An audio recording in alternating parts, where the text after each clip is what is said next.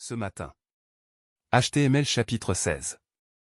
Au accent grave, monsieur le garde des Sceaux Séguier chercha plus d'une fois la cloche pour la sonner. Comme il le faisait autrefois, il est impossible de se faire une idée de l'impression que ces quelques mots produisirent sur Louis XIII. Il rougit et pâlit successivement, et le cardinal vit tout d'abord qu'il venait de conquérir d'un seul coup tout le terrain qu'il avait perdu. M. de Buckingham à Paris, s'écria-t-il, et qu'y vient-il faire? Sans doute conspirer avec nos ennemis les Huguenots et les Espagnols. Non, pardieu, non. Conspirer contre mon honneur avec Madame de Chevreuse, Madame de Longueville et les Condé. Oh! Sire, quelle idée! La reine est trop sage, et surtout aime trop votre majesté. La femme est faible, monsieur le cardinal, dit le roi, et quant à m'aimer beaucoup, j'ai mon opinion faite sur cet amour. Je n'en maintiens pas moins, dit le cardinal, que le duc de Buckingham est venu à Paris pour un projet tout politique. Et moi je suis sûr qu'il est venu pour autre chose, monsieur le cardinal, mais si la reine est coupable, qu'elle tremble.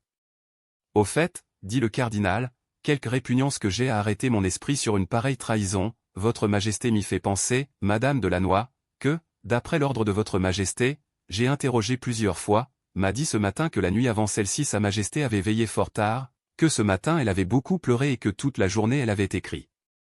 C'est cela, dit le roi, à lui sans doute, cardinal, il me faut les papiers de la reine. Mais comment les prendre, sire? Il me semble que ce n'est ni moi, ni votre majesté qui pouvons nous charger d'une pareille mission. Comment s'y est-on pris pour la maréchale d'Ancre, s'écria le roi au plus haut degré de la colère, on a fouillé ses armoires, et enfin on l'a fouillée elle-même. La maréchale d'Ancre n'était que la maréchale d'Ancre, une aventurière florentine, sire, voilà tout, tandis que l'auguste épouse de votre majesté est Anne d'Autriche, reine de France, c'est-à-dire une des plus grandes princesses du monde. Elle n'en est que plus coupable, monsieur le duc. Plus elle a oublié la haute position où elle était placée, plus elle est bas descendue. Il y a longtemps d'ailleurs que je suis décidé à en finir avec toutes ces petites intrigues de politique et d'amour. Elle a aussi près d'elle un certain Laporte, que je crois la cheville ouvrière de tout cela, je l'avoue, dit le cardinal. Vous pensez donc, comme moi, qu'elle me trompe, dit le roi. Je crois, et je le répète à votre majesté, que la reine conspire contre la puissance de son roi, mais je n'ai point dit contre son honneur. Et moi je vous dis contre tous deux, moi je vous dis que la reine ne m'aime pas, je vous dis qu'elle en aime un autre, je vous dis qu'elle aime cet infâme duc de Buckingham. Pourquoi ne l'avez-vous pas fait arrêter pendant qu'il était à Paris? Arrêtez le duc. Arrêtez le premier ministre du roi Charles Ier. Y pensez-vous, sire? Quel éclat! Et si alors les soupçons de votre majesté, ce dont je continue à douter, avaient quelque consistance, quel éclat terrible! Quel scandale désespérant! Mais puisqu'il s'exposait comme un vagabond et un larronneur, il fallait? Louis XIII s'arrêta lui-même, effrayé de ce qu'il allait dire, tandis que Richelieu, allongeant le cou, attendait inutilement la parole qui était restée sur les lèvres du roi. Il fallait? Rien, dit le roi, rien. Mais, pendant tout le temps qu'il a été à Paris, vous ne l'avez pas perdu de vue? Non, sire. Où logeait-il? Rue de la Harpe, numéro 75. Où est-ce, cela? Du côté du Luxembourg. Et vous êtes sûr que la reine et lui ne se sont pas vus? Je crois la reine trop attachée à ses devoirs, sire. Mais ils ont correspondu, c'est à lui que la reine a écrit toute la journée, monsieur le duc, il me faut ces lettres. Sire, cependant, monsieur le duc, à quelque prix que ce soit, je les veux. Je ferai pourtant observer à votre majesté, me trahissez-vous donc aussi, monsieur le cardinal, pour vous opposer toujours ainsi à mes volontés? Êtes-vous aussi d'accord avec l'espagnol et avec l'anglais, avec madame de Chevreuse et avec la reine? Sire, répondit en soupirant le cardinal, je croyais être à l'abri d'un pareil soupçon. Monsieur le cardinal, vous m'avez entendu, je veux ces lettres. Il n'y aurait qu'un moyen. Lequel? Ce serait de charger de cette mission M. le garde des Sceaux Séguier. La chose rentre complètement dans les devoirs de sa charge. Qu'on l'envoie chercher à l'instant même. Il doit être chez moi, sire, je l'avais fait prier de passer, et lorsque je suis venu au Louvre, j'ai laissé l'ordre, s'il se présentait, de le faire attendre. Qu'on aille le chercher à l'instant même. Les ordres de votre majesté seront exécutés, mais quoi? Mais la reine se refusera peut-être à obéir. À mes ordres? Oui, si elle ignore que ces ordres viennent du roi. Eh bien, pour qu'elle n'en doute pas, je vais la prévenir moi-même. Votre Majesté n'oubliera pas que j'ai fait tout ce que j'ai pu pour prévenir une rupture. Oui, duc, je sais que vous êtes fort indulgent pour la reine, trop indulgent peut-être, et nous aurons, je vous en préviens, à parler plus tard de cela. Quand il plaira à votre Majesté, mais je serai toujours heureux et fier, sire, de me sacrifier à la bonne harmonie que je désire voir régner entre vous et la reine de France. Bien, cardinal, bien, mais en attendant envoyez chercher M. le garde des Sceaux, moi, j'entre chez la reine. Et Louis XIII, ouvrant la porte de communication, s'engagea dans le corridor qui conduisait de chez lui chez Anne d'Autriche.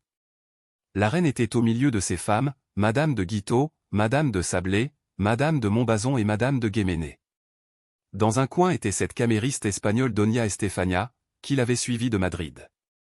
Madame de Guéménée faisait la lecture, et tout le monde écoutait avec attention la lectrice, à l'exception de la reine, qui, au contraire, avait provoqué cette lecture afin de pouvoir, tout en feignant d'écouter, suivre le fil de ses propres pensées.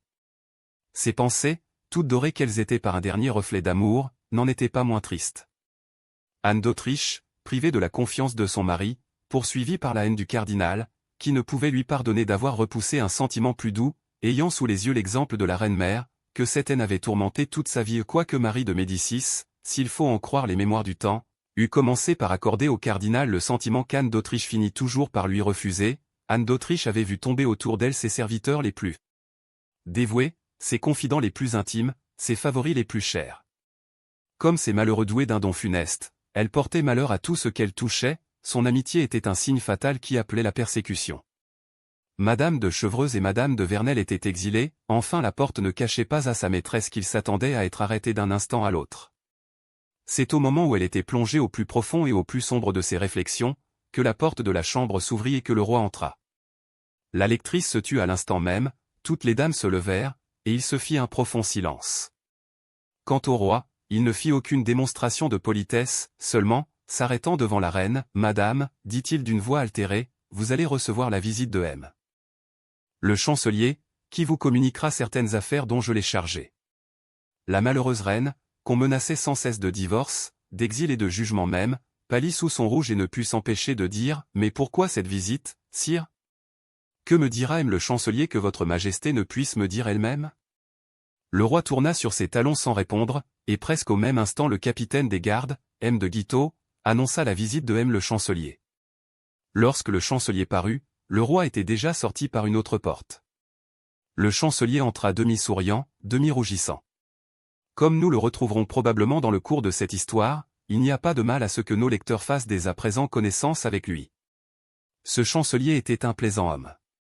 Ce fut des Roches-le-Mas, chanoine à Notre-Dame, et qui avait été autrefois valet de chambre du cardinal, qui le proposa à son éminence comme un homme tout dévoué.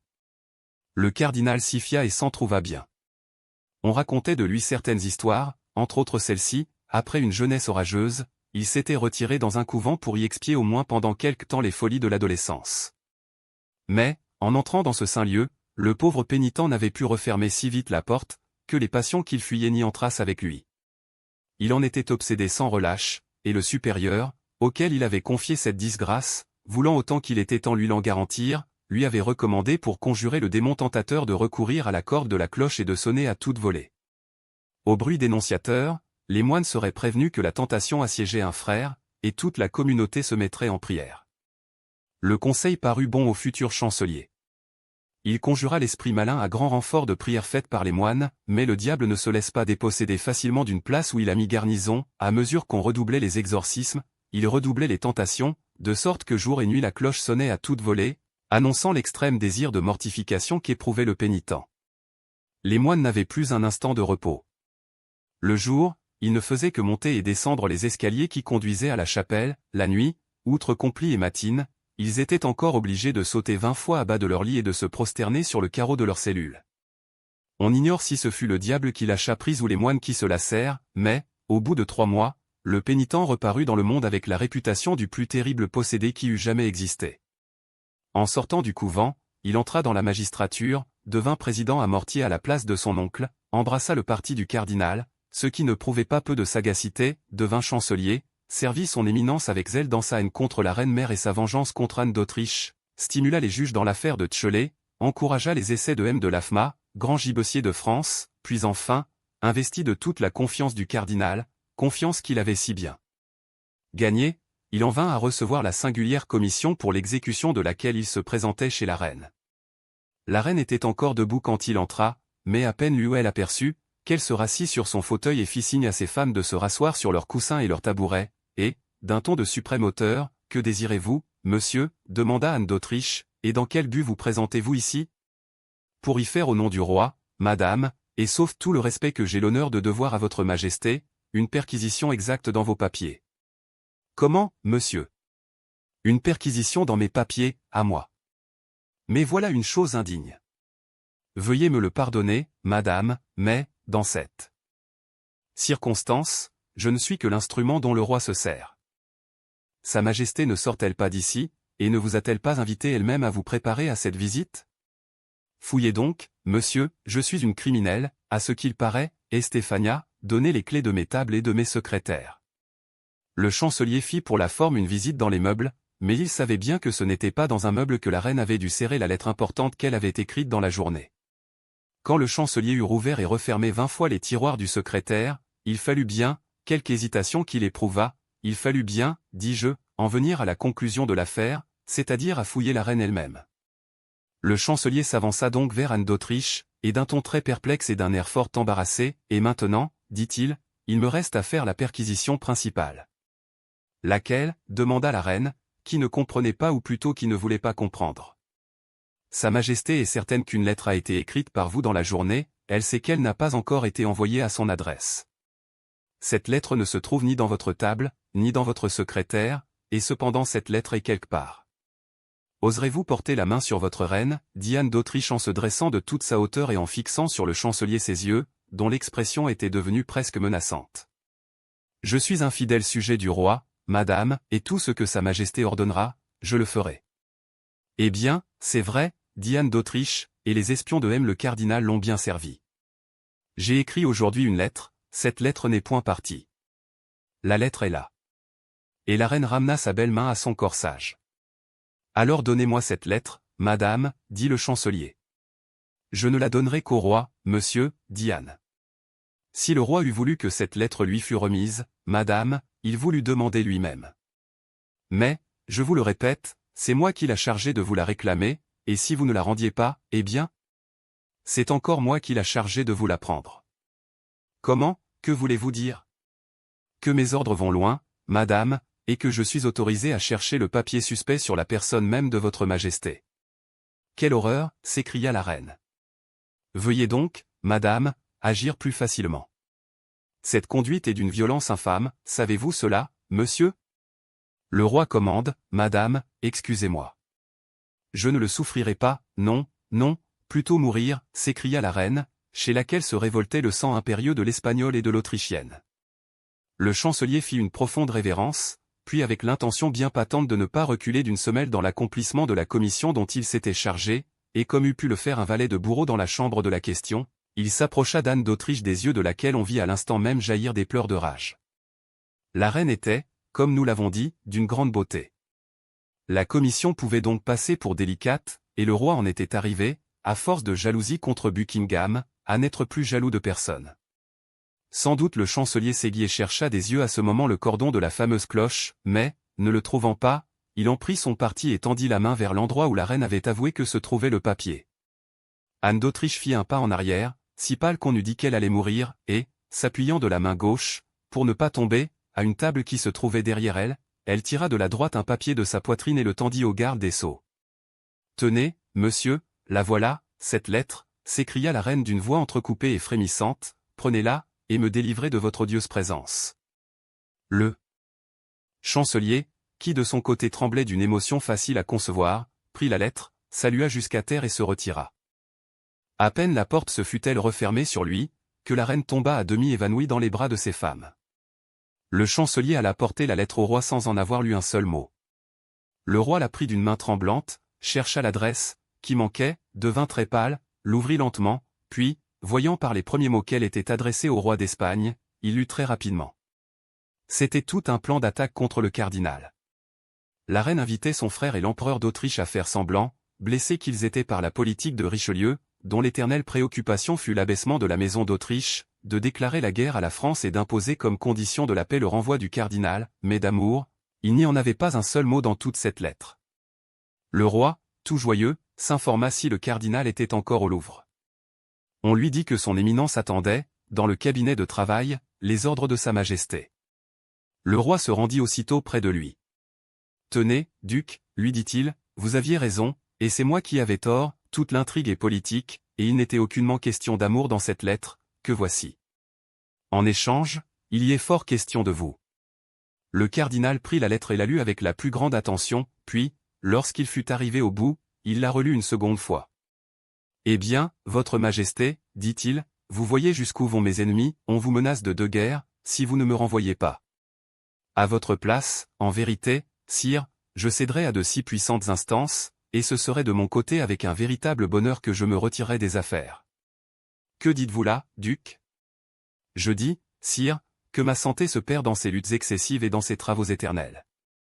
Je dis que, selon toute probabilité, je ne pourrai pas soutenir les fatigues du siège de La Rochelle, et que mieux vaut que vous nommiez la Houem de Condé, Houem de Bassompierre, ou enfin quelque vaillant homme dont c'est l'état de mener la guerre, et non pas moi qui suis homme d'église et qu'on détourne sans cesse de ma vocation pour m'appliquer à des choses auxquelles je n'ai aucune aptitude.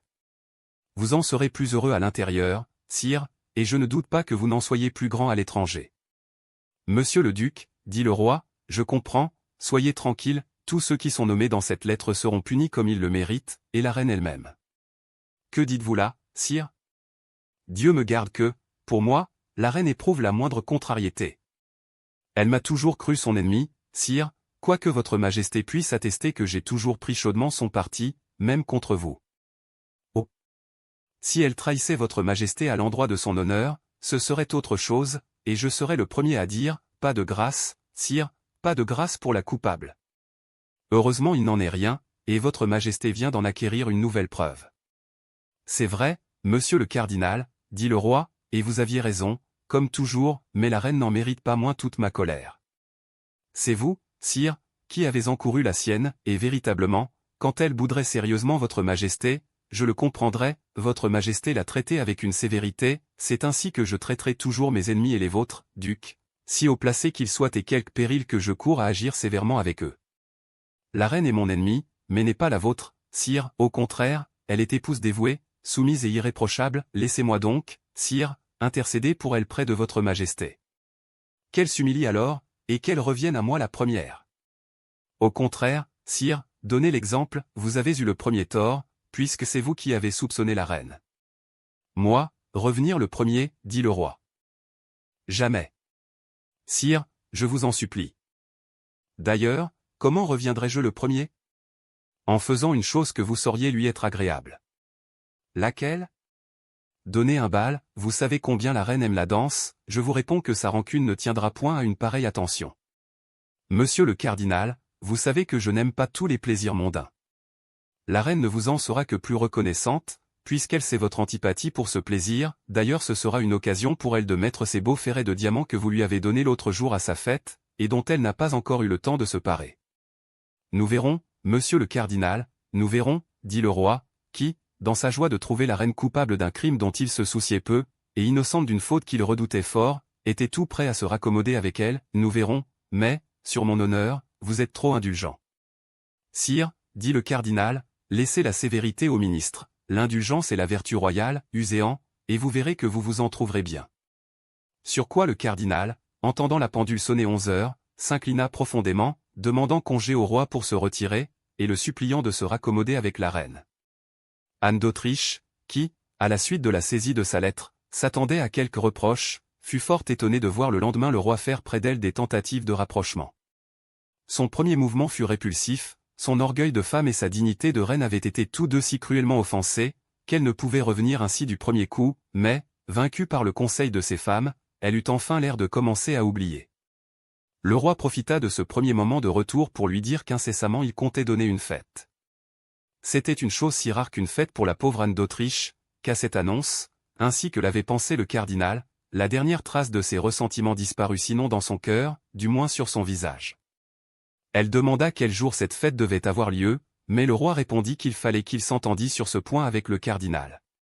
En effet, chaque jour le roi demandait au cardinal à quelle époque cette fête aurait lieu, et chaque jour le cardinal, sous un prétexte quelconque, différait de la fixer. 10 jours s'écoulèrent ainsi. Le 8e jour après la scène que nous avons racontée, le cardinal reçut une lettre, au timbre de Londres, qui contenait seulement ces quelques lignes: « Je les ai, mais je ne puis quitter Londres, attendu que je manque d'argent, envoyez-moi 500 pistoles, et 4 ou 5 jours après les avoir reçus, je serai à Paris. » Le jour même où le cardinal avait reçu cette lettre, le roi lui adressa sa question habituelle. Richelieu compta sur ses doigts et se dit tout bas: « Elle arrivera, dit-elle, 4 ou 5 jours après avoir reçu l'argent, il faut 4 ou 5 jours à l'argent pour aller, 4 ou 5 jours à elle pour revenir, cela fait 10 jours, maintenant faisons la part des vents contraires, des mauvais hasards, des faiblesses de femmes, et mettons cela à 12 jours. » « Eh bien, monsieur le duc, dit le roi, vous avez calculé ? » ?»« Oui, sire, nous sommes aujourd'hui le 20 septembre, les échevins de la ville donnent une fête le 3 octobre. Cela s'arrangera à merveille, car vous n'aurez pas l'air de faire un retour vers la reine. » Puis le cardinal ajouta: « À propos, sire, n'oubliez pas de dire à sa majesté, la veille de cette fête, que vous désirez voir comment lui vont ses